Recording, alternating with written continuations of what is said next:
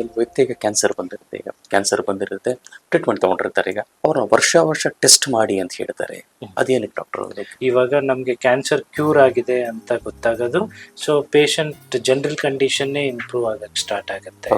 ಮತ್ತೆ regular appetite, ಊಟ ಮಾಡೋದು, ಹೊಟ್ಟೆ ಹಸಿವು, ಇದೆಲ್ಲ ಇಂಪ್ರೂವ್ ಆಗುತ್ತೆ. ಮತ್ತು ಅವ್ರಿಗೆ ಆ್ಯಕ್ಟಿವಿಟೀಸು, ಡೈಲಿ ಆ್ಯಕ್ಟಿವಿಟೀಸು, ರೊಟೀನು, ಇದೆಲ್ಲ ಇಂಪ್ರೂವ್ ಆಗುತ್ತೆ. ಬಾಡಿ ವೆಯ್ಟ್ ಇಂಪ್ರೂವ್ ಆಗುತ್ತೆ.